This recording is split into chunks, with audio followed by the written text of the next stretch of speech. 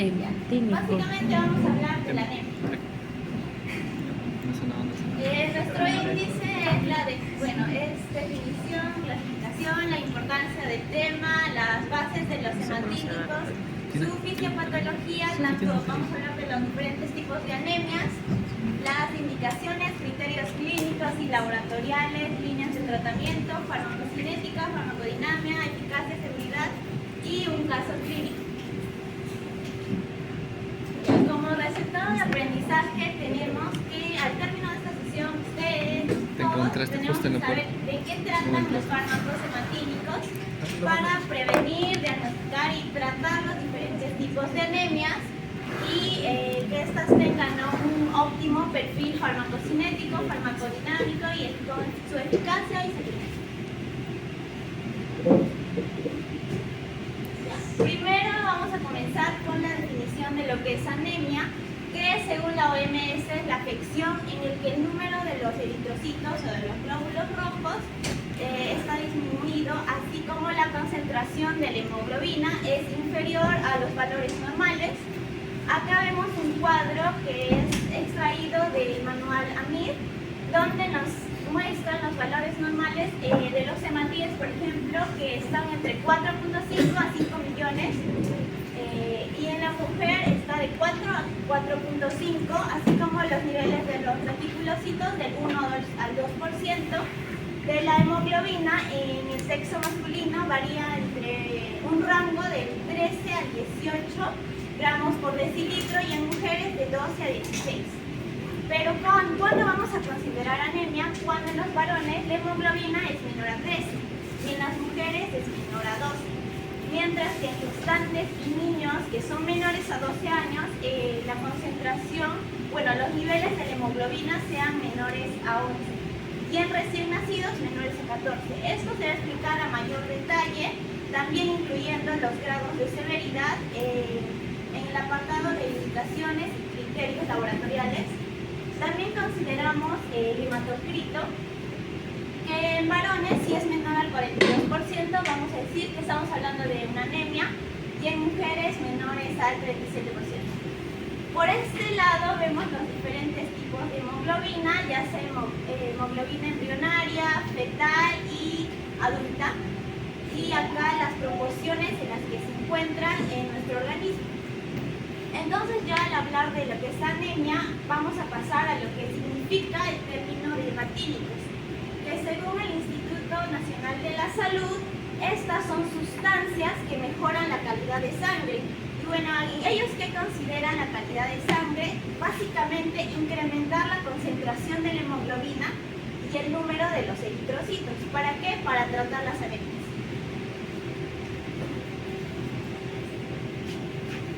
Ya, acá vamos a hablar de la clasificación tanto de las anemias como de los fármacos hematínicos. Primero de las anemias vamos a tener tres criterios. El primero es el etiopatogénico o fisiopatológico.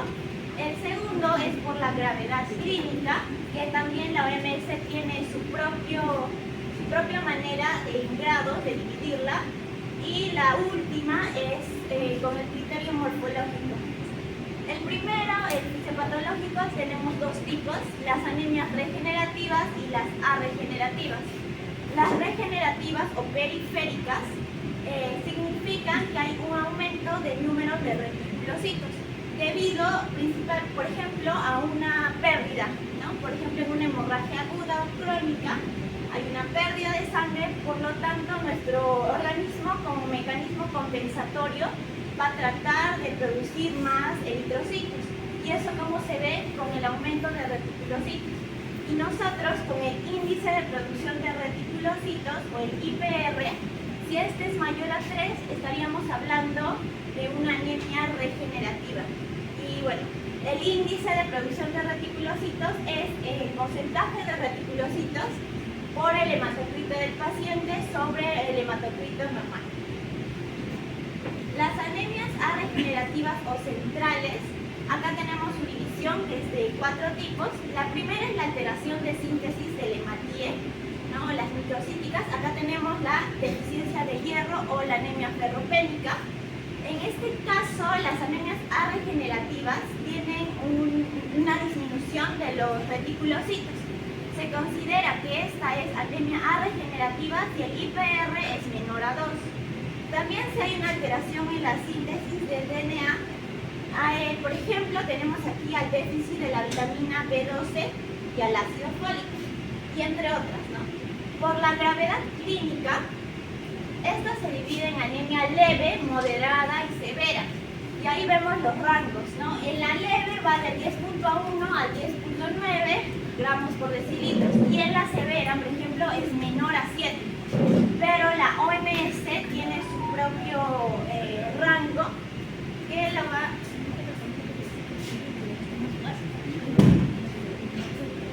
que lo divide en leve, moderada y severa, pero por grados, que es grado 1, grado 2, grado 3, grado 4.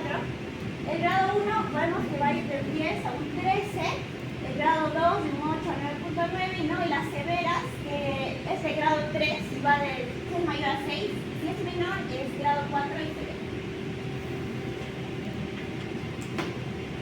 Ya. Y finalmente en la clasificación de las anemias tenemos el criterio morfológico, que pueden ser microcíticas, normocíticas y macrocíticas. Esto que, considerando el volumen corpuscular medio, que es el BCM, que va de 80 a 100 hectolitros, que expresa el volumen corpuscular medio, el tamaño del eritrocito básicamente. Y bueno, en las principales tipos de anemias microcíticas, aunque esto varía, vamos a ver incluso que un tipo de anemia que es microcítica puede ser, por ejemplo, la ferropénica, ¿no? Sabemos que es microcítica y hipocrómica, puesto que también consideramos la hemoglobina corpuscular media, que es la hemoglobina por 10 sobre el número de eritrocitos. Ese es un tipo de anemia microcítica, ¿no? También tenemos a la anemia del tipo inflamatorio, y también hay una por intoxicación por plomo. En las anemias normocíticas, aquí están las hemolíticas y las anemias aplásticas. Bueno, la anemia aplástica. Y en las macrocíticas tenemos a las anemias megaloblásticas, que puede ser por deficiencia de folato o deficiencia de vitamina B12, y también hay una anemia causada por el hipotiroidismo. Acá vemos cómo se mezclan ambos parámetros. Vemos hipercrómico, normocrómico, hipocrómico, y de acuerdo al volumen corpuscular medio en macrocíticos, normocíticos y microcíticos.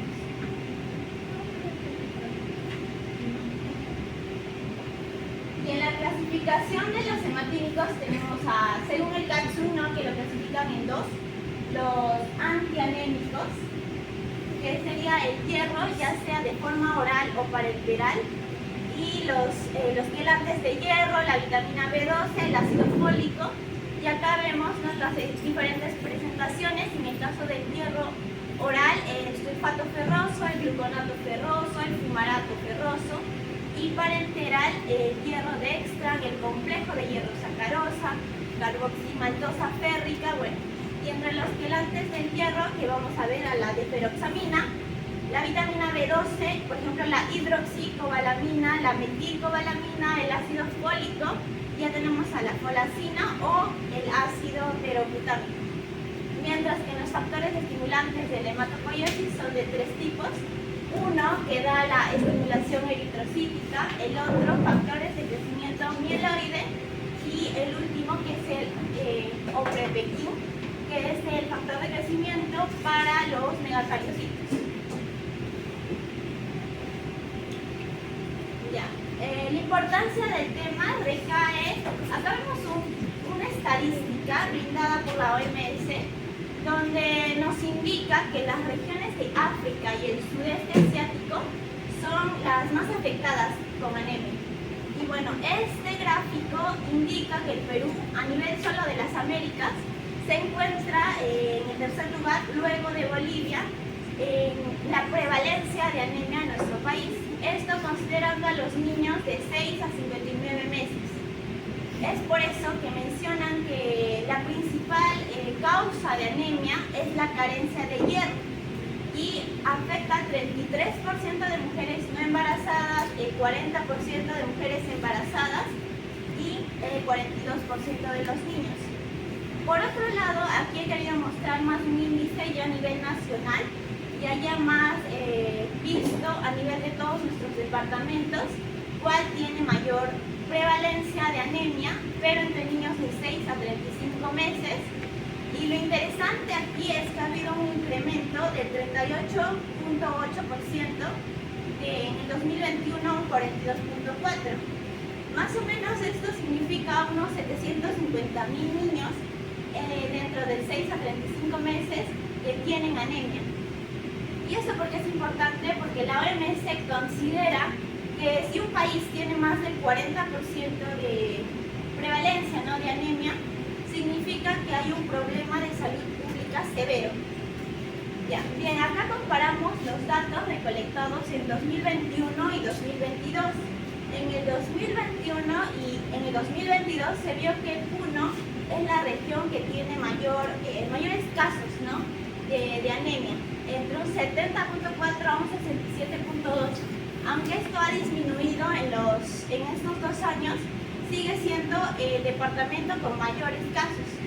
Y aquí algo notable es que Huánuco, que tenía un 40.3, subió a un 51.8, que es más del 50% de casos no reportados.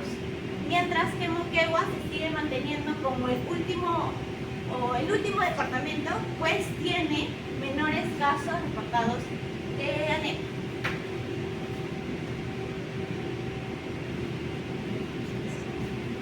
Ahora acerca de las bases de los hematínicos, primero vamos a hablar de la eritropoyesis, luego ya vamos a hablar más acerca del metabolismo de cada una de las vitaminas que causan algunos tipos de deficiencia, ¿no? Por eso se dan las anemias. Primero, la eritropoyesis. Acá tenemos a la célula precursora hematopoyética pluripotencial, que esta va a pasar a ser una unidad formadora de colonias. Aquí se ve ya más de manera general, pero esta sería unidad formadora de colonias para los granulocitos, eritrocitos, que se llama esto, también para los macrófagos y megacariocitos. Basándonos solo en los eritrocitos, después ya tenemos a la unidad formadora de los brotes eritroides, que es esta, y a la unidad formadora de colonias de eritrocitos. Todo esto de aquí forma parte de la fase 1, que es la generación de las células más plásticas, mientras que en esta fase 2 ya tiene que ver la diferenciación y división de los progenitores eritroides. Por eso es que ya tenemos aquí al proeritroblasto, y es importante porque es aquí donde comienza la síntesis de la hemoglobina. Después de este pasa a ser un eritroblasto basofílico, después un eritroblasto policromático, un eritroblasto ortocromático y al reticulocito. Y este pasa bastantes días en la médula ósea roja, y después el reticulocito sale y aproximadamente unas 24 a 48 horas el reticulocito pasa a ser un eritrocito, que ya es la forma madura, ¿no? Y por este lado se ve un gráfico donde hay un estímulo de la eritropoyetina, y esta por medio de la vía JAK2 STAT5 produce o hace que haya mayor eritropoyesis, ¿no? Esto ya es a nivel del riñón.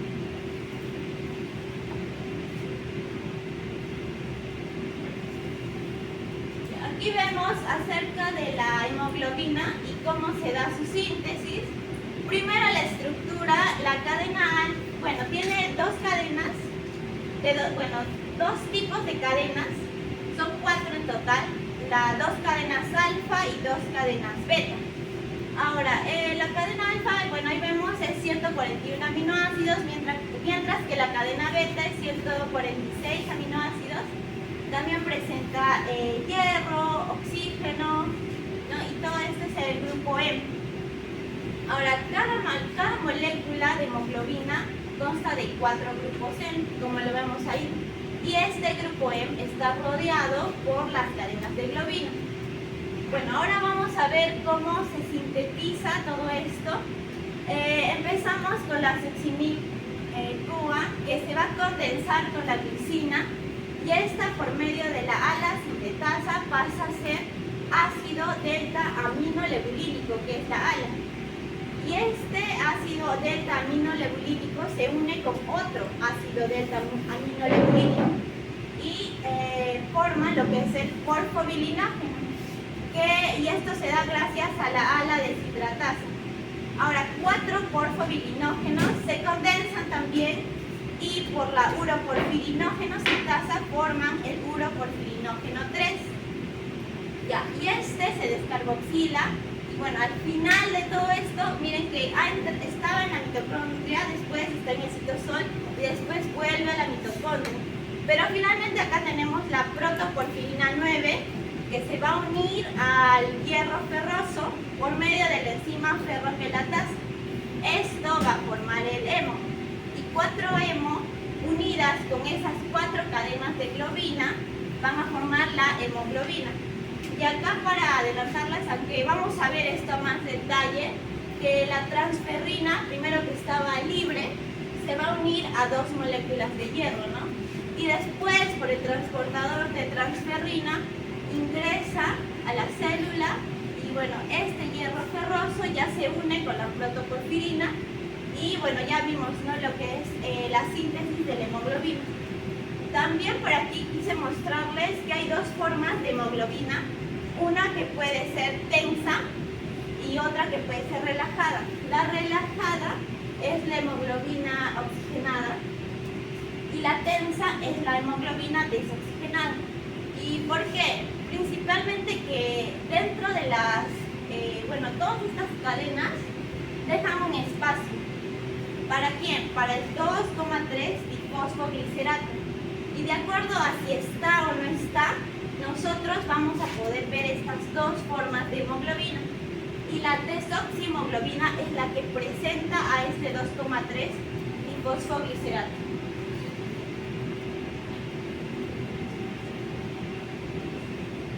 Ya, ahora acerca de las fases fisiológicas del hierro.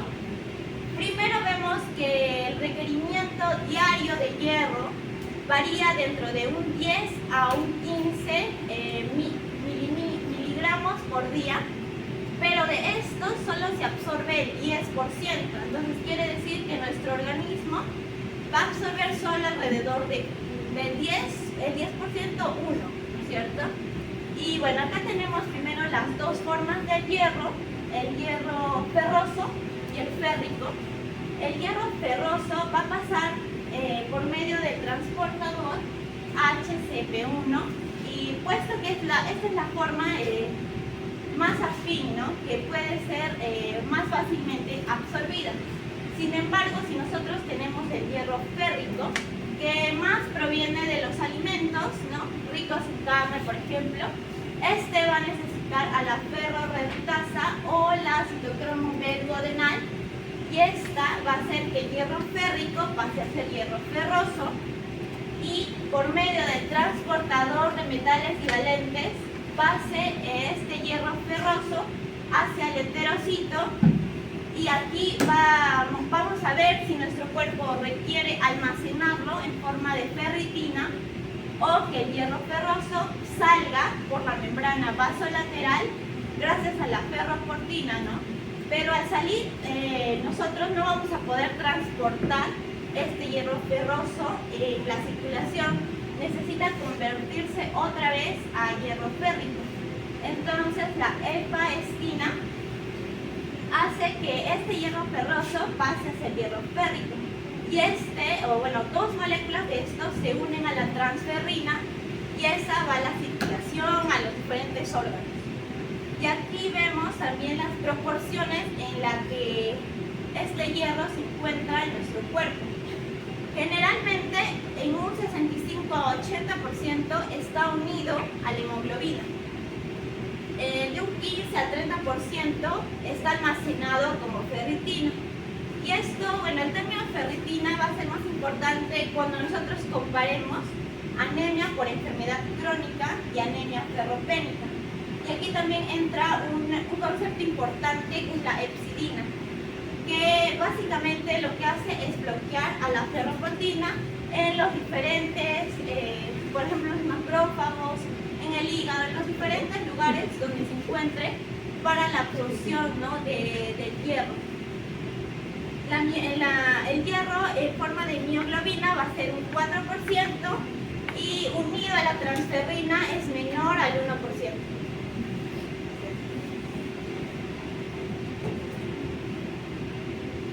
Ya, entonces, ahora sí, acerca de la fisiopatología, ¿qué pasa cuando hay una deficiencia de hierro? Primero hablamos de las causas, que pueden ser 4. Primero es la disminución de la ingesta. Acá vemos los alimentos que son ricos en hierro, aunque a pesar que nosotros consumamos la dosis requerida, vemos que su absorción siempre va a ser 10%, ¿no?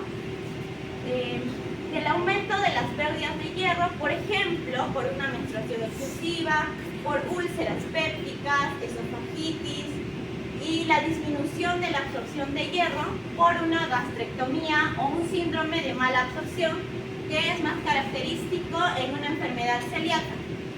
También tenemos al aumento de las necesidades de hierro en el embarazo, lactancia y adolescencia. Lo que quería mostrar en este gráfico es que el papel de la hexidina. Como dije ya, este va a bloquear a la ferroportina, pero lo que ocurre es que cuando bloquea la ferroportina, el hierro ya no se está disminuyendo la absorción de hierro, ¿no? Entonces, en una anemia ferropénica, nosotros lo que queremos es que sí haya absorción de hierro. Por ende, por esta vía BMP-SMAD5, lo que ocurre es que se bloquea la hexidina para que siga habiendo una absorción de hierro. También acá tiene que ver el FIT2, que va a estimular a la ferroportina y al transportador de MT1. Y también, bueno, vemos acá que la ferroportina también se encuentra, ¿no?, en los macrófagos, donde hay, esto cobra mayor relevancia cuando hablamos de una enfermedad crónica, donde en esa enfermedad crónica hay un incremento de la ferritina. En la anemia ferropénica también vamos a ver que como mecanismo compensatorio aumenta los niveles de eritropoyetina para que haya más eritropoyesis y se dé para el mayor suministro de oxígeno, ¿no?, a todos nuestros tejidos.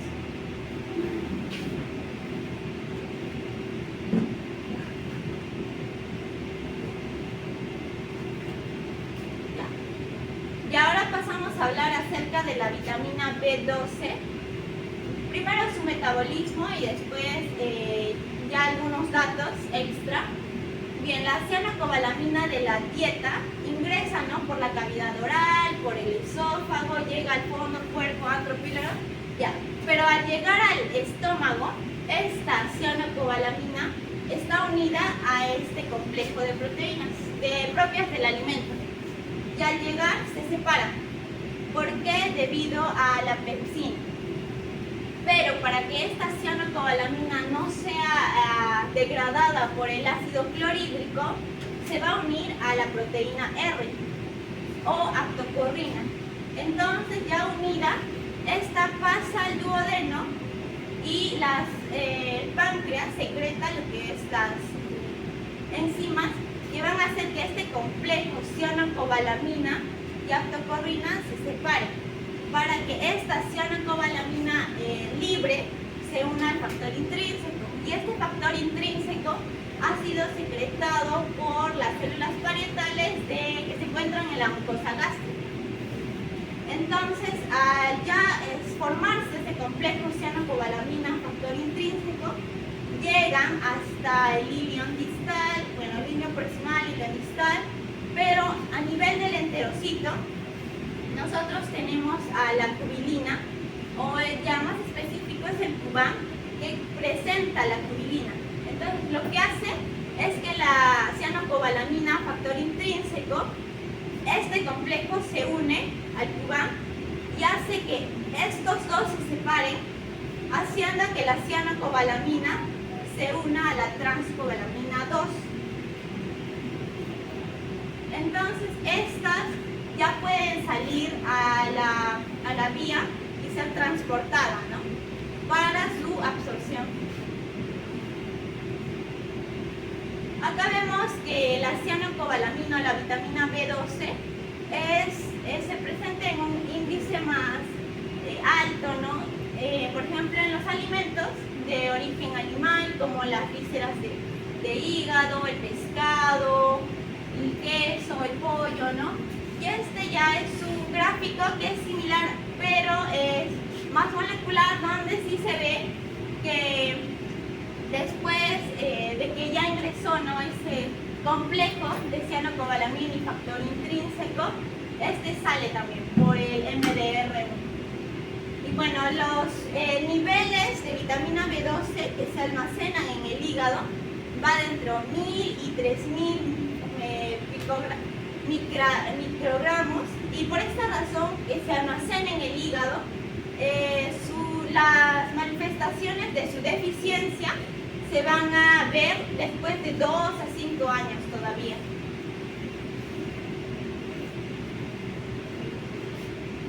Este es otro gráfico, pero ya muestra la deficiencia del ácido fólico y de la vitamina B9. Acá tenemos al folato y al ácido fólico, que básicamente diferenciamos por la forma, que puede ser poli o mono.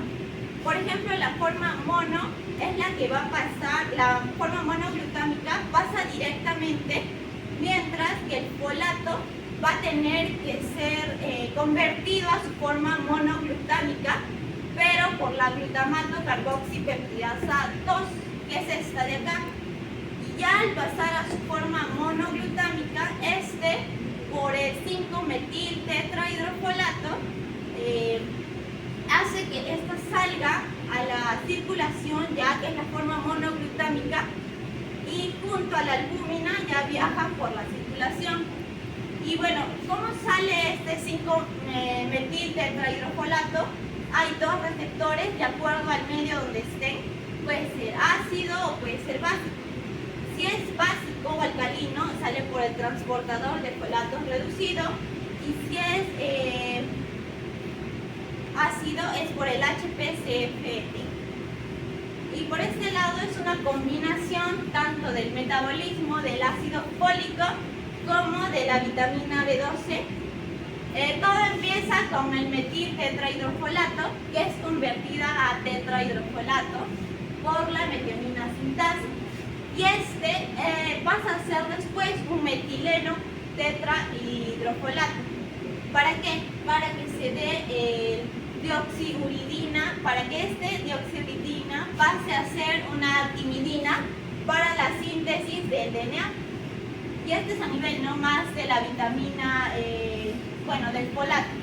Pero la vitamina B12 específicamente participa en el mecanismo del ácido metilmalónico, y por una serie de reacciones pasa a ser una succinilcoa para que participen en el ciclo de Krebs. Por ende, una deficiencia, ya sea de vitamina B9 o B12, va a producir que no se dé todo este ciclo. Entonces no habría síntesis, por ejemplo, del DNA, y tendríamos un aumento tanto de la homocisteína y del ácido metilmalónico. Ahora, más hablando del ácido fólico, estos se van a absorber en el ayuno y se va a obtener con una dieta más dirigida hacia los vegetales. El requerimiento mínimo diario es de 50 a 100 y el depósito va de 10 a 12 miligramos, que duran alrededor de 3 a 4 meses en el hígado. Esta es otra tabla donde es una ingesta recomendada, pero ya viendo, ¿no?, la edad ya va de 0 a 6 meses, incluso acá vemos de 10 a 18 años, ¿no? ¿Cuál es la ingesta recomendada para folatos? ¿Cuál es la ingesta recomendada para la cobalamina?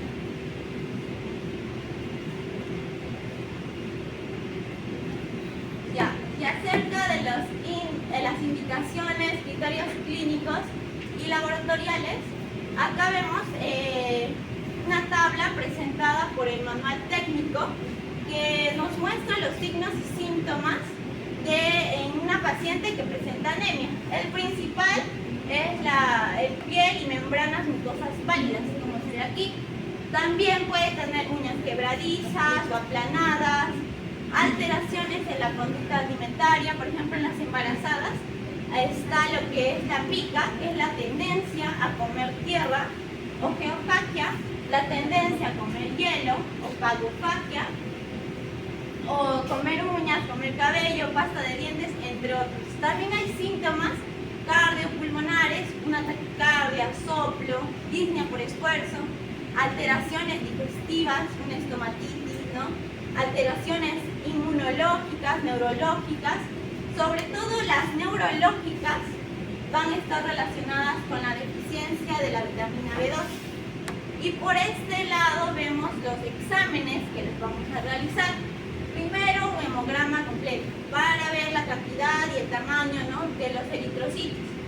El prótesis de sangre para la morfología, si es macrocítica, hipocrómica, microcítica, normocítica, etc. El papel renal, ya sea el panel renal, que es para la función renal, ¿no? Ya vemos los niveles de creatinina, la alanina aminotransferasa, el test de COMS directo, que es más para una etiología inmune, si este sale positivo, los niveles de ácido fólico y de la vitamina B12, ya sea viéndonos su dieta, si es rica en vegetales o consume carnes. En el metabolismo del hierro vamos a ver al índice de saturación de la transferrina, teniendo en cuenta que los niveles de hierro séricos varían dentro de un 60 a 75 microgramos por decilitro, ¿no? Y acá vemos los criterios clínicos, hacemos la anamnesis, ¿no?, basándonos en la historia clínica, vemos todos estos signos y síntomas, hacemos el examen físico.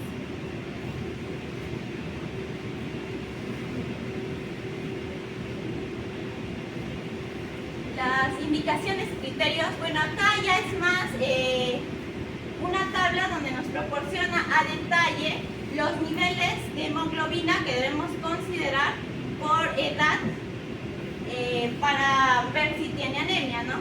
Por ejemplo, aquí en niños prematuros de 1 semana de vida, 2 semanas hasta la 4ª semana y de 5 de la 5ª a la 8ª semana, vemos si tiene anemia, debe presentar los niveles de hemoglobina por debajo de 13, por ejemplo, o de 10 o de 8, de acuerdo, ¿no?, a su edad. Mientras que acá vemos en las mujeres gestantes, donde vamos a considerar nosotros que principalmente tiene que ser menor a 11. Pero acá, bueno, más detallado es que si una mujer es gestante y tiene de 15 años a más, para considerar, ¿no?, los diferentes grados, ya sea severa o moderada o leve, este nivel de hemoglobina tiene que ser menor a 7 para que esta sea severa, tiene que estar entre 7 hasta 9.9 para ser considerada una anemia moderada y leve mayor a 10. Eso es para la medición, ¿no?, de la concentración de la hemoglobina y del hematocrito. Ahora, para las pruebas diagnósticas se va a solicitar la concentración de ambos parámetros y, bueno, podemos hacer lo que es la cianometahemoglobina, la ácida metahemoglobina con estos instrumentos, y como exámenes auxiliares tenemos a observar, ¿no?, la morfología de los glóbulos rojos y de las constantes corpusculares, el BCM, el HCM. También vamos a hacer lo que es un examen parasitológico, porque hay ciertos tipos de parásitos que también causan anemia, y de ahí ya sacamos, ¿no?, nuestro diagnóstico. Gota gruesa en niños y niñas provenientes de zonas endémicas de malaria.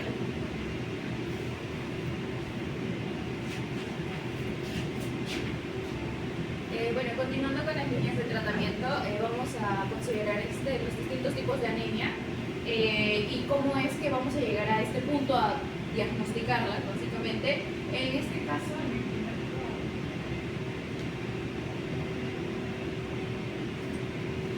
vamos a estar viendo de una anemia microcítica hipocrómica o la anemia ferropénica. En este caso, primero lo que se le va a proceder a hacer al paciente es una anamnesis, en la cual vamos a tener que identificar su historia dietética, historia familiar de anemia o hemoglobinopatías, la historia de sangrados y también si ha tenido o ha estado consumiendo algunos fármacos. Entonces, de acuerdo a esto, vamos a tener dos tipos de presentaciones, la típica y la típica. La típica vamos a tener un perfil férrico compatible, menores de 3 años, factores de riesgo dietéticos y sin otras alteraciones asociadas. En estos casos, cuando hay una presentación típica, lo que vamos a tener es un tratamiento de un mes con hierro de prueba, 3 miligramos por kilogramo por día y también recomendaciones dietéticas. Y en ausencia de una respuesta se debe comprobar la adherencia y tolerancia a esto. Si es que no hay, se debe valorar el hierro endovenoso y si es que sí hay, se debe reevaluar la causa de la anemia. Y en el caso que sí haya una buena respuesta al tratamiento, se le va a aumentar la dosis. Cuando haya un aumento de más de 1 gramo sobre decilitro, más una crisis reticulocitaria, vamos a tener que mantener el suplemento 2 meses hasta rellenar los depósitos. Y se debe comprobar, posterior a esto, la respuesta a los 3 meses de finalizado el tratamiento. En el caso de una presentación atípica, vamos a tener ausencia de factores de riesgo reconocibles, una dieta adecuada, ausencia de otras causas justificadas de anemia, como las hemorragias, taxis de repetición, entre otras. Y acá se le van a realizar pruebas complementarias como la de reticulocitosis, anticuerpos antigliadina, de Helicobacter pylori, sangre oculta en heces, parásitos en heces.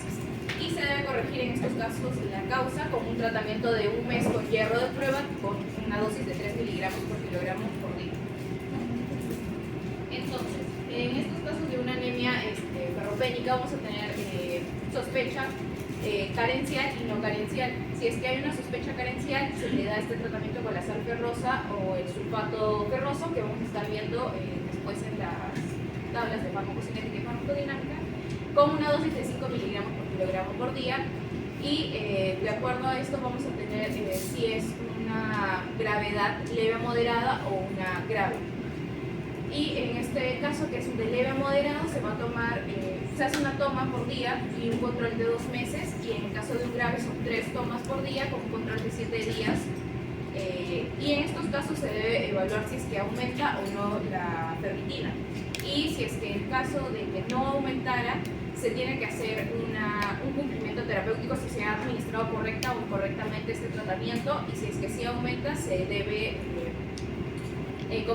completar el tratamiento básicamente a los 3 meses, y si es que no hubiera una sospecha carencial de hierro, se tiene que hacer igual un cribado de enfermedad celíaca, cribado de hipotiroidismo, la sangre oculta en heces, sistemático, y discernimiento de orina, que de repente puede estar ligado a esta deficiencia de hierro a otra enfermedad.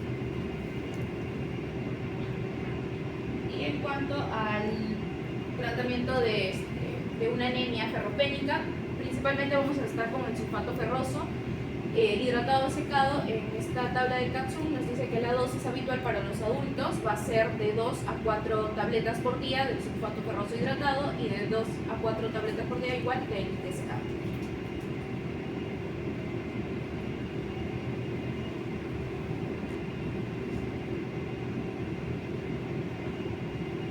En el caso de una anemia megaloblástica o por déficit de vitamina B12, acá lo que vamos a evaluar principalmente es la sintomatología del paciente, y también de que en el hemograma se va a encontrar una hemoglobina menor a 8 gramos sobre decilitro. También pueden haber síntomas neurológicos o neuropsiquiátricos, y si es que sí se encuentran estos, vamos a estar iniciando una terapia parenteral con una dosis de la primera semana de 1000 microgramos por vía intramuscular, y tiene una duración de tratamiento de aproximadamente o típicamente de 4 semanas. Y esto se debe obviamente ir monitorizando para ver si hay mejoramientos en la sintomatología o también en los niveles de hemoglobina, y si mejora obviamente la anemia. Si es que sí hay una respuesta adecuada, si evidenciamos esta, vamos a tener la dosis intramuscular, ahora va a ser mensual, de 1000 microgramos de cianocobalamina o puede ser también cada 2 meses. Y su duración va a ser indefinida y también puede ser irreversible en causas de deficiencia. Y se tiene obviamente que monitorear estos niveles. En el caso que no haya una respuesta, vamos a tener que reevaluar al paciente buscando otras causas de anemia y también que se le adicionen los déficits de vitamina B12 y también se busquen otras causas neuropsiquiátricas o neurológicas que estén causando estos síntomas en el paciente.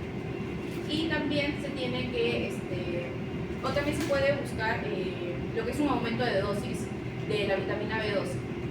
En el caso de que no haya estos síntomas, lo que nos dice el cuadro es, igual se inicia una terapia intramuscular porque igual sigue habiendo este déficit de vitamina B12, o puede ser también oral con una dosis intramuscular de 1000 microgramos, pero semanales por 4 semanas y igual se va a tener que monitorizar al paciente viendo si es que hay algún cambio en los niveles de vitamina B12 entre las 4 a 8 semanas.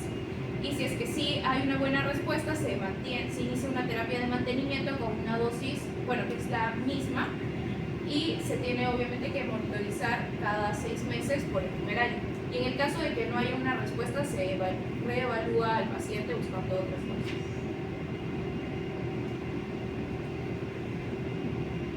Entonces, para el tratamiento de una deficiencia de vitamina B12, vamos a tener la vía o la administración parenteral de esta con los 1000 microgramos de la cianocobalamina o de la hidroxicobalamina por vía intramuscular.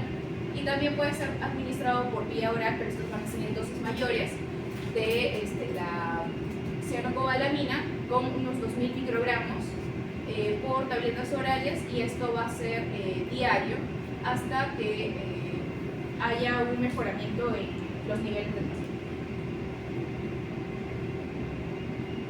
Esto es en el caso de que haya un déficit por malabsorción. En el caso de que haya un déficit por dieta, básicamente es por vía oral y se tiene que considerar unas dosis más altas que vayan a reemplazar el almacenamiento, por así decirlo, del hierro entre los 3 a 4 meses, y esto ocurre principalmente en las personas que son veganas o vegetarianas extremas. Y en caso de los infantes se inicia una administración por vía parenteral de 250 a 1000 microgramos por vía intramuscular de cianocobalamina o también de la hidroxicobalamina de manera diaria, y luego se va a hacer de manera semanal. Entonces, la línea de tratamientos, ¿para qué están indicados estos fármacos que vamos a estar viendo a continuación? Primero tenemos al sulfato ferroso, que va a ser para una anemia ferropénica, la deferoxamina, que se va a utilizar cuando haya una intoxicación por hierro, cuando haya una sobrecarga de hierro en el paciente, y también cuando haya hemocromatosis heredada o adquirida, la folacina, que es el análogo del ácido fólico. Esta se va a usar en anemia megaloblástica que se cause por un déficit de vitamina B9 o el ácido fólico. La cianocobalamina, que es la anemia, se va a usar para la anemia megaloblástica por un déficit de vitamina B12. La epoetina alfa, que es un análogo de la eritropoyetina. Esta se va a indicar en el caso de anemia, especialmente en una anemia por insuficiencia renal crónica. También se puede usar en casos de infección por el virus VIH, también la prematuridad y el filgastrin. Este va a ser indicado en los casos de neutropenia, ya sea una neutropenia congénita, cíclica, mielodisplásica y una anemia plástica. Luego tenemos al oprelvequín, y esta va a ser una prevención secundaria de trombocitopenia en los pacientes que han sido sometidos a quimioterapia citotóxica por cánceres no mieloides.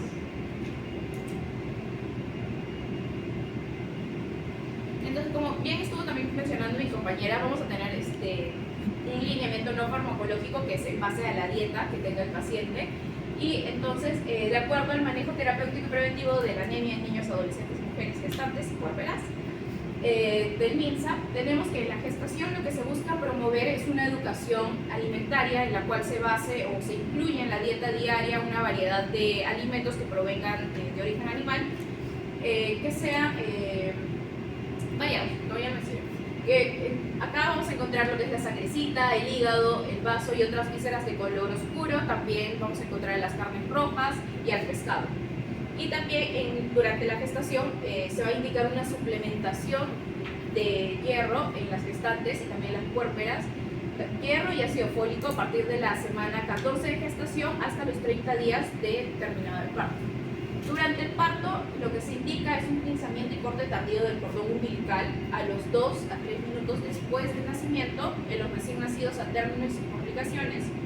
También el inicio de la lactancia materna, que eso va a ocurrir durante la primera hora del nacimiento hasta, de manera exclusiva hasta los 6 meses, que es donde ya puede comenzar la alimentación complementaria.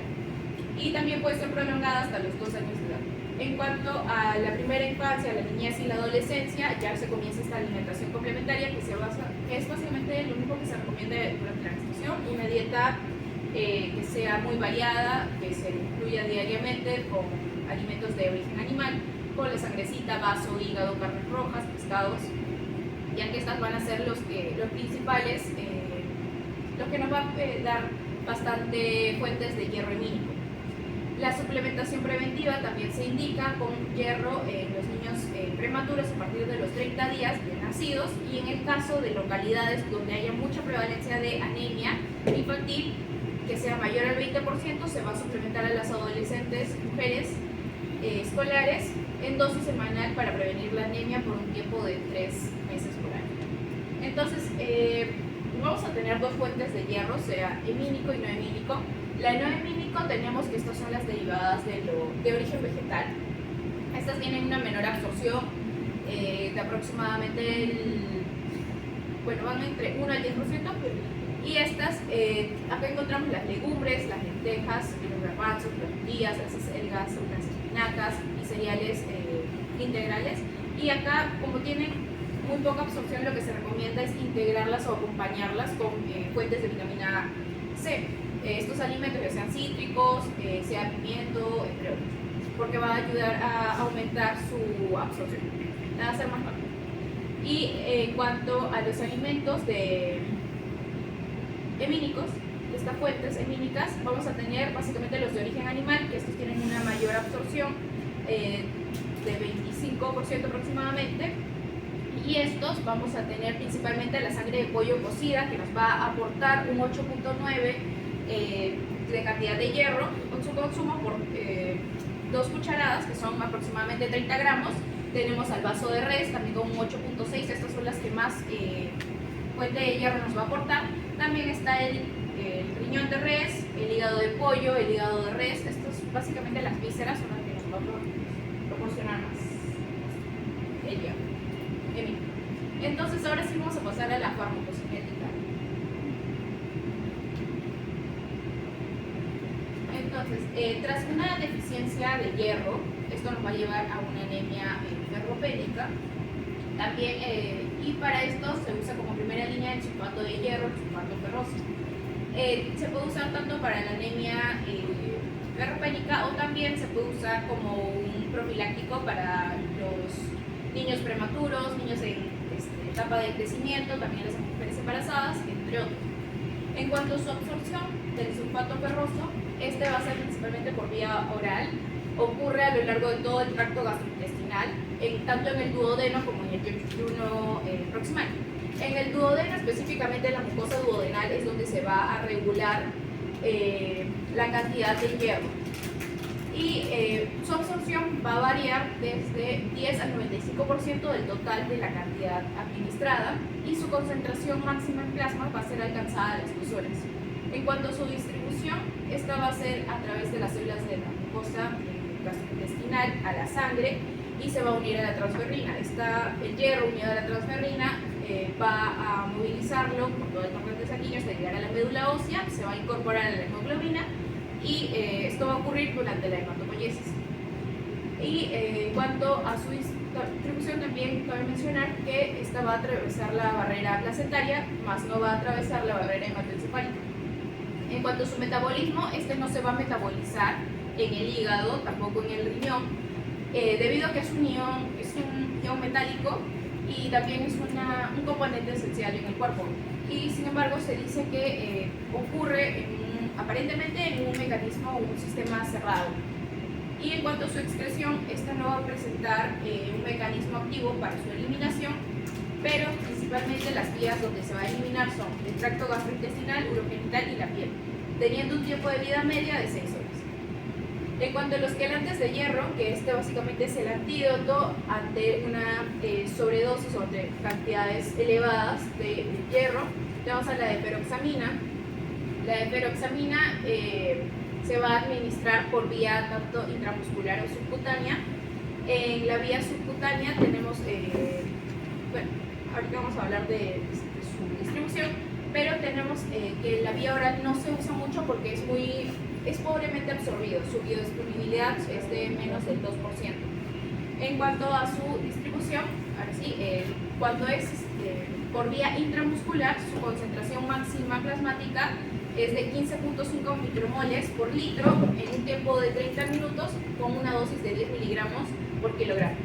Su concentración media en una administración subcutánea va a ser de 30,5 micromoles por litro en un tiempo de 2 horas de una dosis de 29 microgramos por kilogramo. Y la deferoxamina, su fijación a proteínas plasmáticas, a proteínas séricas in vitro, va a ser menos del 10%. En cuanto a su metabolismo, este es principalmente renal. Se han identificado 4 metabolitos en la orina de los pacientes con una sobrecarga de hierro. Y acá tenemos entonces las reacciones metabólicas que va a estar sometida a la deferoxamina. Tenemos a la transaminación y oxidación con la formación de un metabolito ácido, la beta-oxidación con la formación de otro metabolito ácido, la descarboxilación y la N-hidroxilación con la formación o producción de metabolitos neutros. Y en cuanto a su expresión, esta va a ser bifásica, va a ser tanto renal como fecal y tiene un tiempo de vida media de 6 horas. Dentro de este tiempo de 6 horas va a ser excretado el 22% por la orina. En cuanto a la vitamina B12, tenemos a la cianocobalamina, la cual se va a administrar en una anemia megaloblástica perniciosa, también en las mujeres embarazadas y también en las personas que sean vegetarianos. Acá su absorción va a ser su administración intramuscular o subcutánea. La vía oral también puede ser empleada cuando no se puede tolerar la vía intramuscular con los pacientes hemofílicos, y tras una administración oral, la liberación de la cobalamina va a ser por digestión gástrica durante la alimentación, y sin embargo, va a haber alteraciones en cuanto a su absorción en el caso de que haya una ausencia del factor intrínseco, el síndrome de mala absorción, alteraciones intestinales, o también cuando el paciente haya sido sometido a una gastroenteromía. En cuanto a su distribución, la cianocobalamina se va a unir a proteínas plasmáticas. Tenemos a la transcobalamina 1, y también cuando es administrado por vía oral se va a unir a la transcobalamina 2. La diferencia entre estas dos es que la transcobalamina 2 es la que sale más rápido a la sangre y tiene un tiempo de vida media de 1 hora, mientras que la transcobalamina se elimina más lento, tiene más tiempo de vida media. Y en cuanto a su concentración máxima intramuscular es de 1 hora, y esta cianocobalamina sí va a atravesar la barrera placentaria, y por eso que también se le indica a las mujeres embarazadas. Y en cuanto a su metabolismo, es principalmente hepático en un 90%, también puede ser renal, pero es en menor proporción. Y en cuanto a su excreción, es biliar, va a pasar a la circulación enterohepática, y las cantidades superiores de cianocobalamina que sean superiores a las dosis o requerimientos diarios van a ser excretados por vía renal. Y también se puede excretar la cianocobalamina por la leche.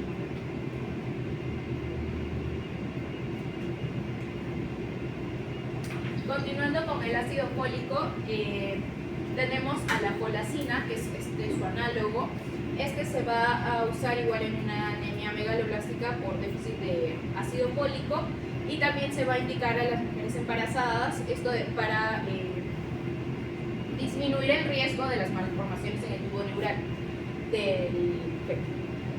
En este caso, la absorción va a ser principalmente por vía oral. Esto ocurre en el intestino delgado, y de igual manera ocurre principalmente en el duodeno y en el yeyuno proximal. Su administración por vía parenteral va a ser muy rara.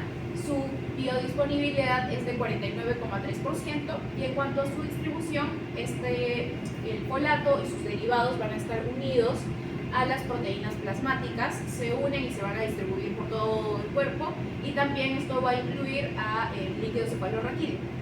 Se almacena tanto en hígado y también en el sistema nervioso central de manera activa, y su concentración máxima se va a alcanzar al cabo de una hora.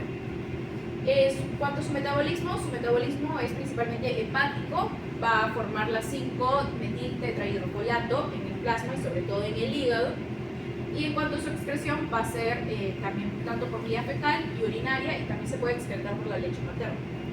En cuanto a los agentes estimulantes de eritrocitos, tenemos a la epoetina alfa, que es este análogo de la eritropoyetina, como ya lo había mencionado, por lo tanto va a regular la formación de los glóbulos rojos. Esta se va a administrar por la vía subcutánea, por una perfusión lenta, y también por vía intravenosa, pero esto va a ser en forma de bolo. Y en cuanto a la vía subcutánea, tiene una biodisponibilidad del 20%. Su distribución por vía intravenosa va a ser, tiene un volumen medio de distribución de 49,3 mililitros por kilogramo, de 50 a 100 unidades internacionales por kilogramo. Y en el caso de una administración subcutánea, la concentración máxima se va a alcanzar entre las 12 y 18 horas. En cuanto al metabolismo de la poetina alfa, no se conoce, sin embargo, hay que tener cuidado en los pacientes que tengan una insuficiencia crónica hepática, crónica, porque no se conoce la seguridad de este fármaco. También me olvidé mencionar que la epoetina alfa siempre tienen que tener en cuenta que se utiliza más que nada para las anemias por insuficiencia renal crónica. Y en cuanto a su excreción, su volumen, su vida media va a ser por vía intravenosa de 4 horas, y en los niños que les haya administrado esta misma vía es de 6 horas. Y en el caso de una vía subcutánea, su tiempo de vida media va a ser de 24 horas. En cuanto a los factores de crecimiento amiloide, estos vamos a encontrar acá los factores estimulantes de colonias de granulocitos. Acá tenemos al filgastrin. Este va a ser absorbido por vía intravenosa o por vía subcutánea. Su distribución va a ser principalmente a lo que es médula ósea, glándulas adrenales, riñones, el hígado. Y su concentración máxima se va a alcanzar entre las 4 o 5 horas. Y en cuanto a su metabolismo, no se conoce, y de igual manera tampoco se conoce cómo podría afectar, cómo podría interactuar con su farmacocinética de este fármaco en los casos de una insuficiencia renal y hepática crónica. En cuanto a su excreción, va a ser bifásica y tiene un tiempo de vida media de 3,5 horas. En cuanto a los factores de crecimiento de megacariocitos, acá vamos a encontrar el lopremequin. Este se administra por vía subcutánea, tiene una biodisponibilidad del 80%, y la dosis vamos a estar viendo más adelante. Y en cuanto a su distribución, tiene una concentración máxima de 17,4 nanogramos sobre mililitros. Y en cuanto a su metabolismo, tampoco se conoce. En cuanto a su excreción, el oprebrexin es excretado principalmente por la vía renal y tiene un tiempo de vida media de 7 a 8 horas.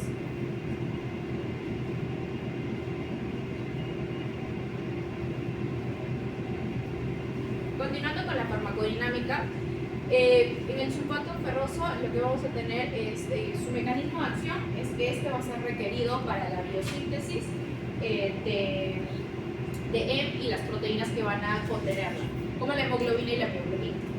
En cuanto a su potencia y eficacia, estos van a ser, tienen una potencia alta y es eficaz. En cuanto a su inicio de acción y su efecto máximo, su inicio va a ocurrir entre los 3 y 7 días, y su máximo beneficio se va a obtener a partir de las 3 semanas. En cuanto a la duración de su efecto, este es de 3 días a 1 semana, y la dosis y el rango terapéutico, su dosis diaria va a ser de 5 miligramos de hierro por kilogramo de peso corporal. En cuanto a la eperoxamina, este va a formar complejos con iones trivalentes o iones de hierro férrico y de aluminio, y presenta menor afinidad por los iones divalentes como el hierro, el cobre, el zinc, el calcio. Tiene una potencia y eficacia alta, su inicio va a ser a partir de los 15 minutos y su duración del efecto va a ser en 24 horas. En cuanto a su dosis y rango terapéutico, esto va a ocurrir después de las primeras 10 a 20 transfusiones de los hematíes, o cuando el nivel de ferritina sérica haya alcanzado los 1000 nanogramos sobre mililitros.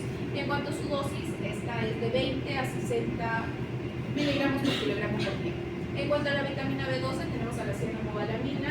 Esta va a ser requerida para reacciones enzimáticas esenciales que forman el tetrahidrocolato, van a convertir la homocisteína y metionina y van a metabolizar a L-metilmanol-CoA. Y este va a ser muy importante para la síntesis tanto de ácidos nucleicos como de proteínas. Su potencia y eficacia es de media a alta, de 50 al 70%. Su inicio es a los 5 minutos y su eficacia máxima se va a alcanzar al cabo de 1 hora. Y en cuanto a la duración de su efecto, es de 6 días. En cuanto a la dosis recomendada de la cianocobalamina, o de la vitamina B12, los adultos es de 2,4 microgramos, y su dosis de la cianocobalamina va entre 500 a 1000 microgramos por día. Y en los pacientes que se han sometido a una gastrectomización, a ellos se le da una dosis de 1000 microgramos por día, y esto es durante una semana. En cuanto a la colacina, este es un precursor, su mecanismo de acción es ser un precursor de un donante esencial de un grupo metilo utilizado para la síntesis de los aminoácidos, purinas y desoxinucleótidos. Su potencia es alta, su eficacia también es alta, es del 100%, la presencia de comida disminuye a un 85%. En cuanto a su inicio de acción y su efectividad máxima, va a ser su inicio de 5 a 15 minutos, y en cuanto a su efecto máximo se va a encontrar entre los 30 a 60 minutos. La duración de su efecto va a ser aproximadamente a las 24 horas, y su dosis y rango terapéutico va a variar de 400 microgramos a 1 miligramo, y en el caso de los niños lo que se va a dar como dosis es entre 5 a 15 miligramos por día. Y en el caso de un tratamiento de estado carencial de una disminución del ácido fólico, es de 2,5 miligramos a 15 miligramos por día en 1 o 2 horas. En cuanto a los agentes estimulantes de eritrocitos, tenemos a la ecoetina alfa. Su mecanismo de acción es un agonista de receptores de eritropoyetina expresados por los progenitores de los hematíes. Tiene una potencia y eficacia alta, y en cuanto a su inicio de acción, el inicio de su efecto va a ser entre los 7 a 10 días, y su efecto máximo se alcanza cuando ya va a aumentar, vemos un aumento de la hemoglobina entre las 2 y 6 semanas. En cuanto a su duración de su efecto, es de 16 a 67 horas. Su dosis y rango terapéutico la dosis inicial es de 50 a 150 unidades internacionales por kilogramo, y se puede aumentar entre más requiere el paciente. Y en caso de lactantes, niños, adolescentes que sean menores a 16 años, se tiene una dosis de 50 unidades internacionales por kilogramo, y esta va a tener un tiempo de 3 semanas por 3 veces por semana. En cuanto al filgastrin, lo que va a hacer es estimular a los receptores del factor estimulante de colonias de granulocitos, que van a estar expresados en los neutrófilos maduros y en sus progenitores, y tiene una potencia de moderada alta y una eficacia alta. En cuanto a su inicio, va a comenzar a las 24 horas, de 2 a 4 horas, y el efecto máximo de 2 a 8 horas. En cuanto a su duración de su efecto, va de 1 a 7 días, y en cuanto a las dosis y rango terapéuticos, tenemos que en un caso que hay una quimioterapia tóxica convencional, se va a administrar por vía subcutánea o intravenosa en un tiempo de 30 minutos, 0.5 mU, que se vendría a ser 5 microgramos por kilogramo por día. Y en los pacientes que han sido tratados con una terapia mieloablativa más un trasplante de médula ósea, se le va a dar una dosis distinta, que es de 10 microgramos por kilogramo por día, y esto va a ser por vía intravenosa durante 30 minutos, o puede ser más hasta 24 horas. Y en el caso del opereperequin, que es un análogo de la interleuquina 11, esta va a ser una forma recombinante de una citoquina endógena, y va a activar a los receptores de la interleuquina 11. Su potencia y eficacia es alta. Su inicio va entre los 5 a 9 días. Su efecto máximo se alcanza entre los los 14, 19 días y va a ser variable según el paciente y la condición que se vaya a tratar. En cuanto a la duración de su efecto, es variable y su dosis en los adultos es de 50 miligramos por kilogramo por día y de 6 a 24 horas se inicia después de haber terminado con la quimioterapia.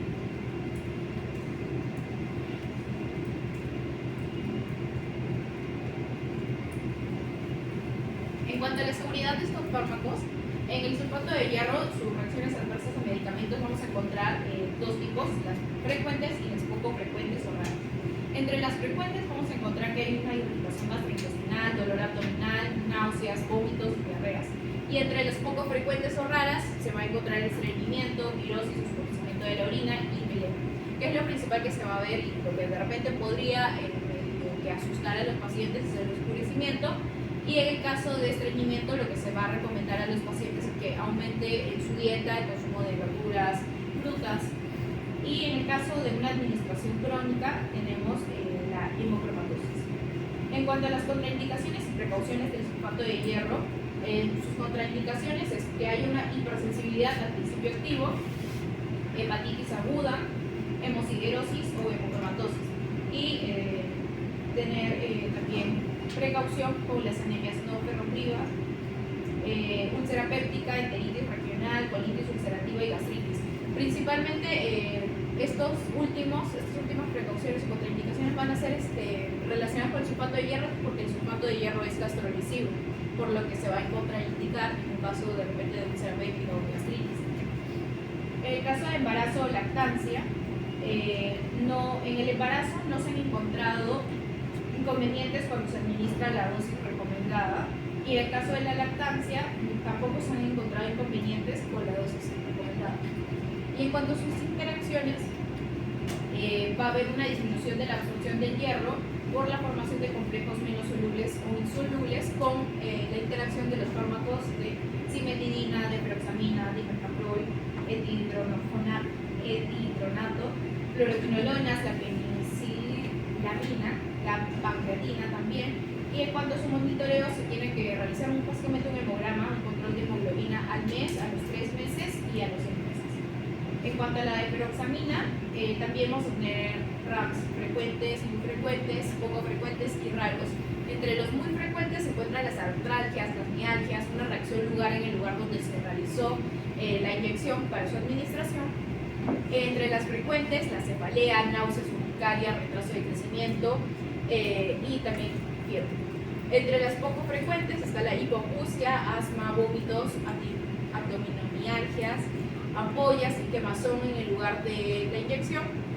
Raros van a ser la infección fúngica, la disminución de la agudeza visual, la hipotensión.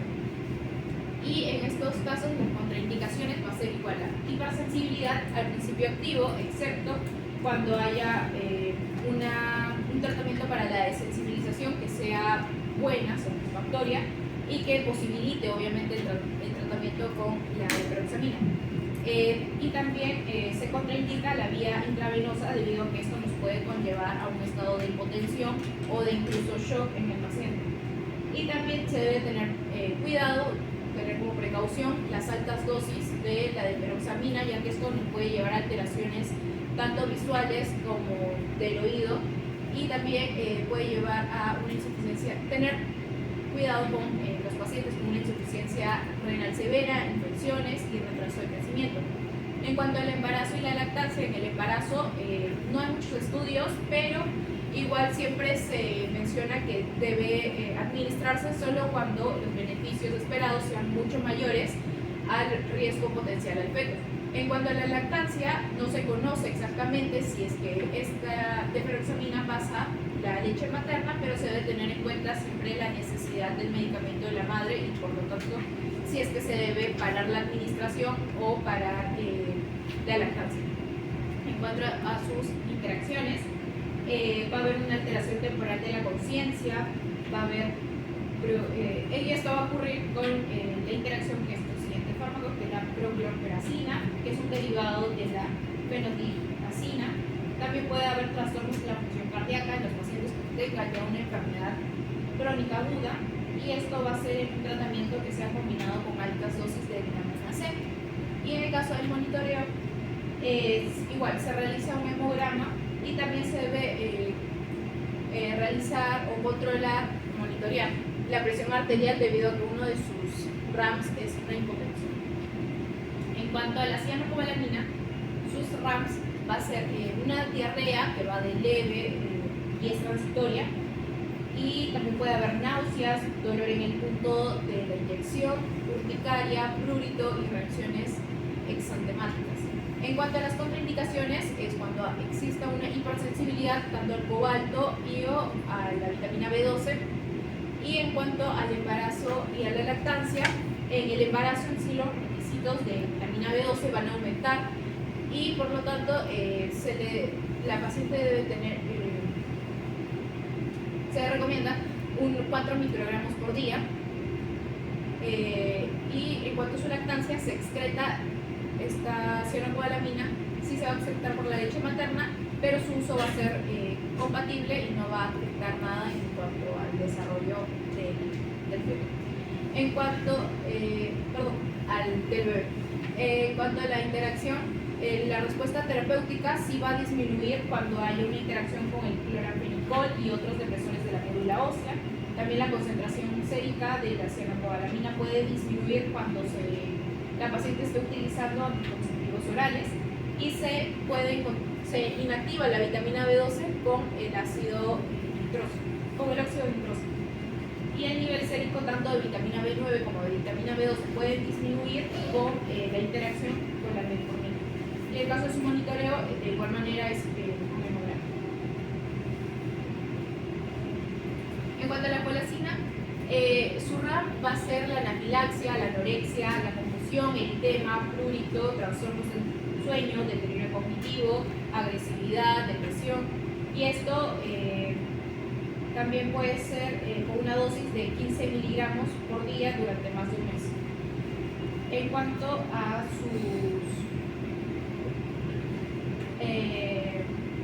contraindicaciones, se va a contraindicar la folacina en una anemia perniciosa o megaloblástica por déficit de vitamina B12, ya que puede como enmascarar o encubrir los síntomas de sin embargo no va a estar mejorando nada del paciente. La hipersensibilidad al ácido fólico o al alcohol bencílico, que es uno de sus excipientes, debido a que el alcohol bencílico puede provocar reacciones de hipersensibilidad en algunos pacientes. También se debe evitar una dosis superior a los 0,4 miligramos por día hasta descartar el diagnóstico de una anemia perniciosa. En el caso de un embarazo y lactancia, no se conocen peligros, a menudo en el embarazo son muy beneficiosos, disminuyendo, como ya mencioné, estas malformaciones a nivel del tubo neural. En la lactancia sí se va a eliminar la folacina de manera activa, pero no se han evidenciado reacciones adversas en el lactante. En cuanto a las interacciones, cuando la folacina interactúa con el fluorouracilo, esto va a potenciar la toxicidad del fluorouracilo, por eso vamos a explicar esto. Con la sulfasalacina, lo que va a hacer es disminuir la absorción del ácido fólico. El cloramfenicol también inhibe el efecto del ácido fólico y puede ser necesario en estos casos un ajuste de dosis. Y también su monitoreo va a ser mediante el hemograma. En cuanto a la epoditina alfa, sus RAMs a nivel cardiovascular va a ser la hipertensión, el riesgo de un infarto de miocardio, un accidente cerebrovascular, tromboembolismo venoso, trombosis, también náuseas, vómitos, artralgia, erupción cutánea y prurito, y en casos mucho más graves puede haber necrólisis epidérmica tóxica, el síndrome de Stevens-Johnson, la progresión tumoral en algunos casos y las convulsiones. En cuanto a sus contraindicaciones, vamos a tener a la hipersensibilidad, a la epoditina alfa, la hipertensión no controlada, una aplasia pura de glóbulos rojos después de un tratamiento con un tipo de eritropoyetina, la formulación que tiene peróxido de benzoilo. Esto va a ser principalmente en los neonatos y durante el preparto y la lactancia. En el caso de embarazo y lactancia, en el embarazo no hay estudios que nos indique su interacción, pero igual siempre se tiene en estos casos que evaluar si el beneficio es mayor que el riesgo potencial al efecto. Y en cuanto a la lactancia, sí se debe tener una precaución en las mujeres en este periodo. En cuanto a sus interacciones, se debe controlar el nivel de sangre y ajustar dosis a medida que aumente el hematocrito, y esto es con la ciclosporina.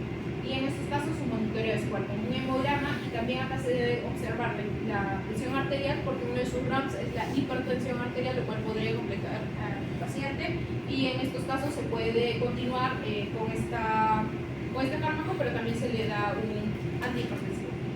En el caso del filgrastim, este no va a producir RAMs graves. En raras ocasiones los efectos secundarios van a requerir de que se termine su administración de este fármaco, pero también puede ocasionar dolor profundo y palpitante en los huesos medulares, leucocitosis, y también puede haber una moderada o ligera hiperuricemia y también una moderada hipotensión. En estos casos se contraindica cuando hay una reacción alérgica o hipersensible grave. En cuanto al embarazo no hay datos, pero se recomienda no utilizarlo. En cuanto a la lactancia, no se puede excluir el riesgo de recién nacidos o de los niños. En cuanto a sus interacciones, los fármacos antineoplásicos pueden inhibir las células de crecimiento rápido, y básicamente lo que hace el filgrastim es aumentar ese crecimiento, entonces no convendría. El filgrastim se puede administrar, eso sí, 24 horas antes o después de estos fármacos antineoplásicos, y en el caso de los fármacos que ocasionan leucocitosis, estos pueden potenciar los efectos. Por ejemplo, un ejemplo de esto sería el filgrastim y el sargramostim, y su monitoreo es igual por medio de hemograma. El operebrexin, estos RAMs son neumonía, la embolia pulmonar, ambliopía, parestesia, deshidratación, dermatitis colectiva, hemorragia ocular, astenia, escalofrío, dolor abdominal, dispepsia, equimosis, anorexia, el dolor óseo, el nerviosismo, incluso la alopecia. Y en estos casos se contraindica cuando hay hipersensibilidad o cuando el paciente tenga antecedentes de hipersensibilidad a la oxalitina. En caso de embarazo, solo se va a administrar cuando el beneficio es mucho mayor que el riesgo, y en la lactancia no se debe. En la lactancia se debe tomar la decisión si se debe de tener la administración del medicamento o de la lactancia. Y en el caso de sus interacciones no se han evaluado por completo, pero su monitoreo sí va a ser por medio del recuento de plaquetas que se va a realizar de manera periódica. En cuanto a la eficacia de estos fármacos, en esta tesis de una intervención educativa que se realizó sobre el suplemento del sulfato ferroso en las madres y el nivel de hemoglobina de niños de 3 a 5 años con una anemia ferropénica, lo que se vio básicamente es que al inicio, antes de iniciar sobre esta intervención educativa, el 85% de las madres tuvieron un nivel de conocimiento bajo, pero tras haber hecho esta intervención, se vio que hubo una mejora del 73% de las madres. En cuanto a las prácticas de suplementación con el sulfato ferroso, esta antes fue de un 11%, y cuando ya se realizó esta intervención se vio que un 63% de las madres tuvieron buenas prácticas sobre la suplementación de hierro. Entonces, básicamente esto nos lleva a lo último, que es cuando hubo la intervención educativa, pero a niveles de la incidencia de la anemia ferropénica. Antes de esta intervención hubo un 52% de niños con anemia ferropénica leve, pero después de esta intervención se vio que disminuyó a un 45% en estos niños, que pasaron a tener un nivel de hemoglobina normal. Y esto básicamente nos indica cómo ha mejorado el sulfato ferroso, la incidencia de estas anemias, tras su suplementación, básicamente, que mejoró el nivel de hemoglobina en las personas y de alguna manera disminuyó la incidencia de anemia ferropénica.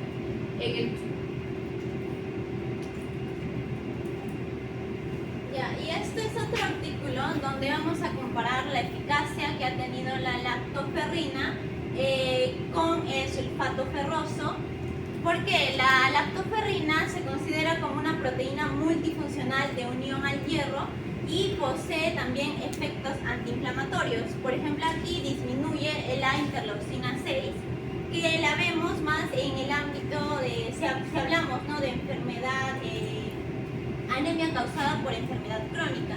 Entonces, lo que se hizo en este estudio comparativo entre la lactoferrina y el sulfato ferroso es ver quién de estos producía, ¿no?, aumento de los niveles séricos del hierro. Y vimos que la lactoferrina tuvo mayor eficacia en comparación al sulfato ferroso en mejorar estos parámetros de hierro en sangre.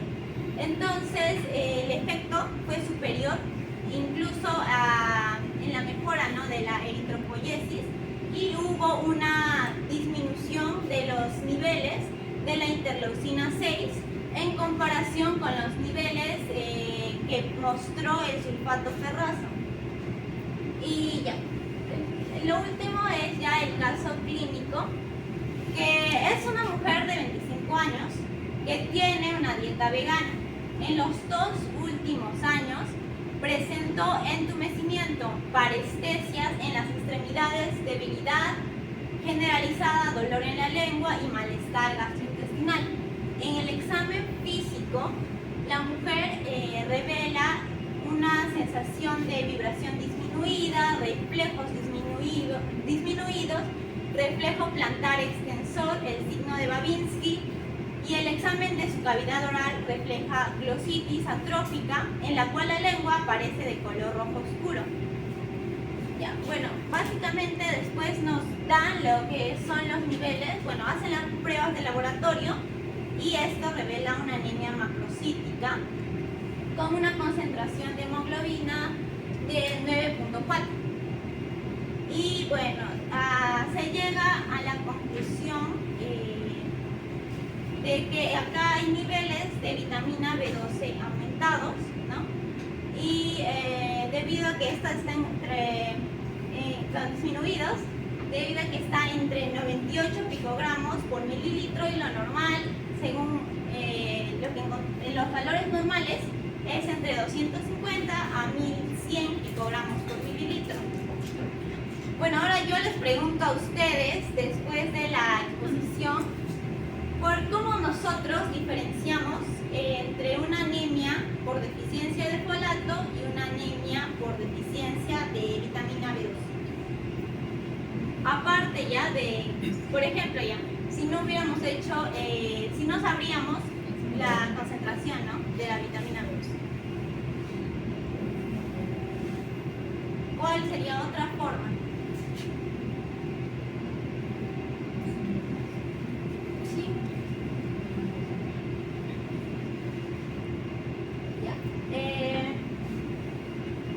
Básicamente, por lo que sí es los síntomas, los signos y síntomas, que es la deficiencia de vitamina B12 va a tener más influencia neurológica en comparación si nosotros tenemos una deficiencia de ácido fólico, que es más una clínica digestiva. Acá vemos una diferencia entre los dos.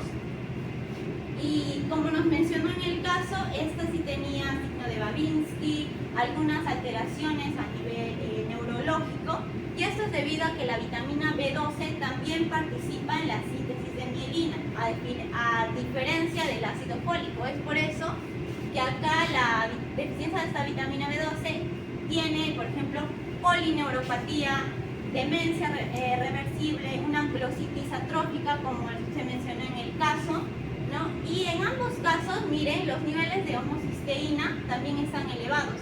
Esto se mencionó también en la parte de fisiopatología, debido a que esta deficiencia causa que por ejemplo, la homocisteína se quede incrementada, ¿no? Es por eso que la encontramos aquí elevada en ambos casos. ¿Y el tratamiento cuál va a ser? Debido a que presenta estos síntomas neurológicos, lo que vamos a hacer es darle, ¿no?, vitamina B12, pero por vía intramuscular, por 1 a 2 semanas diario, y ya con un tratamiento de mantenimiento vamos a hacerlo una vez al mes, ¿no? 2 veces al mes, viendo mejoras. Hay problemas neurológicos que causan la deficiencia de vitamina B12 que pueden incluso llegar a ser irreversibles. Es por eso que se menciona que el tratamiento incluso puede ser ya de por vida.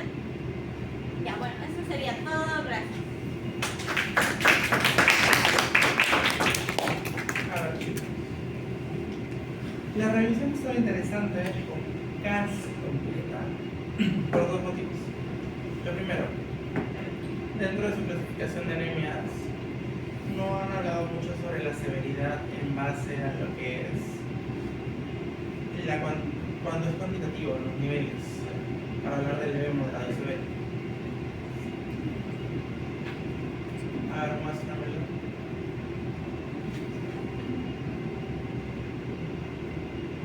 Ah, perfecto, no lo había tomado. Pero no mencionaron qué hacer con los severos.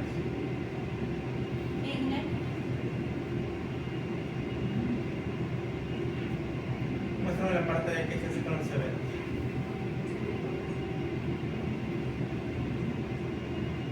Bueno, hay en sí de una farmacéutica solo hay de grave y de leve moderada, por ejemplo. ¿Cómo? Mencioné de grave y leve moderada. Ya, grave o severo. ¿Qué es lo que haces con grave? Ah, en un grave, básicamente es el sulfato ferroso y también. Ahí es, a ver. Eso es para un moderado. Pero también se- ¿Cuánto tarda el sulfato ferroso en generarte nueva cantidad de hemoglobina? ¿Cuánto? 7. Mínimo una semana, con dosis completa, que son 3 dosis en una semana. Entonces, a las 2 semanas de haberlo dosificado, ya tendrías que haber subido al menos entre 1 a 1,5 de hemoglobina. Por eso que el tratamiento lo puedes dar en un mes si quieres subir de 2 a 3 puntos. Por eso lo hace moderado. Y eso siempre y cuando sea la causa déficit de hierro. Porque si es por déficit de vitamina B12, te funciona. Y si es por pérdida, que es lo más común en las severas o graves. Primero se tendría que tratar la causa de la pérdida. Y ahí es donde se aplica transfusión sanguínea. Y eso está en las líneas, entre comillas, no farmacológicas, que se debió mencionar. El otro punto donde tengo también unas observaciones, ¿qué tiene que ver el filacin acá? Ah, también lo mencionaba en Katsumi, en la parte de los hematopoyéticos. En la parte de De los fármacos hematopoyéticos. En todo hemato, hematopoyéticos. y tu tema es, Hematílicos. ¿y qué tiene que ver? ¿Entiendes por qué lo pregunto? El filgastrin más que todo, ¿para qué serie? Serie blanca, y tú estás en la serie roja. Eso se los aclaro, chicos, para que ustedes no tengan inconveniente o les surja la duda si en alguna pregunta del examen es C3 o original, por si acaso se vayan a confundir o vayan a escribir filgastrin. El filgastrin no tiene absolutamente nada que ver con la serie roja. Vaya a ver a un paciente anémico y digan recomiendo o prescribo filgastrin, porque el propósito del filgastrin es aumentar la serie blanca, específicamente neutro o granulocitos, y se les da en los pacientes inmunosuprimidos porque necesitamos evitar la neutropenia febril. Por eso se les da la mayoría de oncológicos para aumentar sus defensas y en los inmunocomprometidos. ¿Y cuál es la principal contraindicación del filgastrin?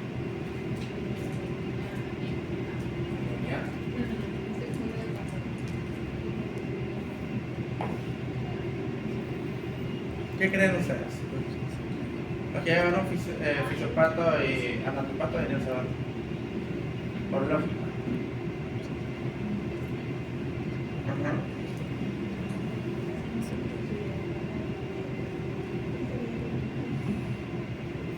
Ahí no lo han puesto. Con los antineoplásicos, por su interacción de que los antineoplásicos van a disminuir este crecimiento de las células que impactan el filgastrin. En un cuadro de leucemia. ¿Por qué se caracteriza la leucemia?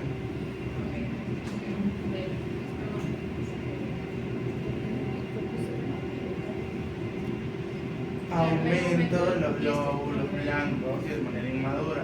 Tú le das filastrín, vas a aumentar la reacción leucemoide. ¿Te conviene? No.